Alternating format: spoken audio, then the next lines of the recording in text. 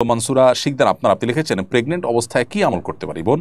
একটু আগে আমরা একটি প্রশ্নের উত্তর বলেছি প্রেগনেন্ট অবস্থায় করবার জন্য কোরআন এবং হাদিসে স্পেসিফিক কোনো আমলের কথা বলা হয়নি। তবে একজন নারী তিনি প্রেগনেন্ট অবস্থায় অন্য সময়ের চাইতে বিশেষভাবে গুরুত্ব দিয়ে যে কোনো হারাম থেকে বেঁচে থাকার চেষ্টা করবেন। হারাম কোনো কিছু শুনবেন না, মিউজিক, তারপরে যেগুলো শোনা আল্লাহ আমাদের জন্য হারাম করেছেন সেগুলো শোনা থেকে বিরত থাকবেন, এবং যে সমস্ত জিনিস দেখাকে আল্লাহ হারাম করেছেন প্রেগনেন্ট অবস্থায় সেটা দেখা থেকে তিনি বিশেষভাবে বিরত থাকবেন, যাতে করে তার গর্ভস্থ সন্তানের মধ্যে তার এই যে তাকওয়ার ইতিবাচক ইম্প্যাক্ট এবং প্রভাব পড়ে, সেজন্য তিনি সেই চেষ্টা করতে হবে। পাশাপাশি কোরআন কারীমের তেলাওয়াত শোনা, নিজে কোরআন তেলাওয়াত করা, নেকামনের মধ্যে থাকা, বেশি বেশি আল্লাহর কাছে দোয়া করা, ইবাদত বন্দেগীতে যথাসম্ভব মাশগুল থাকা, এগুলোর পজিটিভ প্রভাব সন্তানের মধ্যে পড়ে, এটি অভিজ্ঞতার আলোকে প্রমাণিত। অতএব সেই কাজটি আপনি অব্যাহত গতিতে করতে পারেন। এর পাশাপাশি আল্লাহ নেকার বান্দাগণ নবী রাসূলগণ বিভিন্ন সময় নেকার সন্তান লাভের জন্য যে দোয়া করেছেন সে দোয়া আপনি অব্যাহতভাবে আল্লাহর কাছে করতে পারেন, যেটি সূরা ফুরকান ৭৪ নম্বর আয়াতে একটি রয়েছে, রব্বানা হাব লানা মিন আজওয়াজিনা ওয়া যুররিয়াতিনা কুররাতা আয়ুন ওয়াজআলনা লিল মুত্তাকিনা ইমামা। এর পাশাপাশি আর রয়েছে রব্বি হাবলি মিনাস সালিহিন, হে আল্লাহ আপনি আমাকে নেক সন্তান দান করুন, রব্বি হাবলি মিন লাদুনকা যুররিয়াতান তাইয়্যিবা ইন্নাকা সামিউদ দুআ, সে দোয়াটা আপনি করতে পারেন।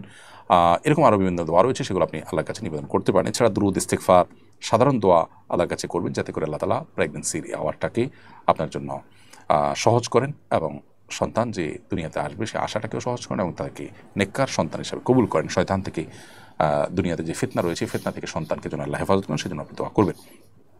এরপরে প্রশ্ন হলো, আমাদের এখানে খতিব সাহেব যখন খুতবার সময় দোয়া করেন তখন নারী পুরুষ সবাই হাত তুলে দোয়া করেন। নবীজির খুতবার সময় কি সাহাবীরা এভাবে হাত তুলে দোয়া করতেন? খুতবার শেষ অংশে, বিশেষ করে দ্বিতীয় খুতবার শেষাংশে খতিব সাহেব দোয়া করবেন, এটি নবী সাল্লাল্লাহু আলাইহি ওয়াসাল্লামের খুতবায়ও ছিল। তিনি তার জন্য, মুসলিম মিল্লাতের জন্য, সমস্ত উপস্থিত মানুষদের জন্য তিনি দোয়া করবেন।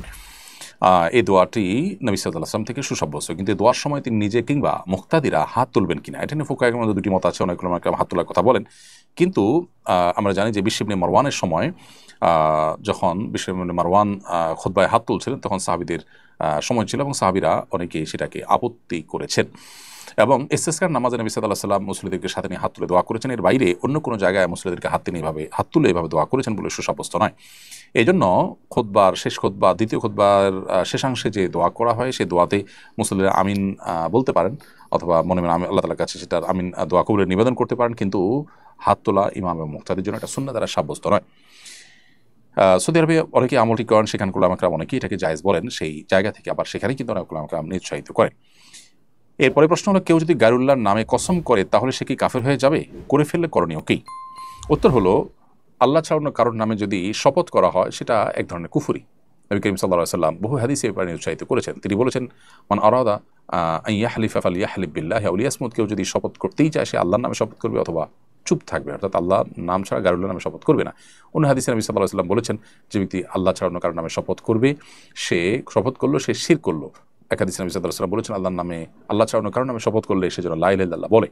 এই সমস্ত হাদিস থেকে বোঝা যায় যে এটি এক প্রকার শিরক এবং গুনাহ, কিন্তু এই শিরকটা শিরকে আকবর নয়, এরপর উলামা কেরাম একমত, বরং এটা শিরকে আসগর। অর্থাৎ এর ফলে মানুষ ইসলাম থেকে খারিজ হয়ে যাবে না, কিন্তু এ ধরনের আল্লাহ ছাড়া অন্য কারোর নামে শপথ করার এই কাজটি গুনাহের কাজ, এবং এখান থেকে বিরত থাকা উচিত।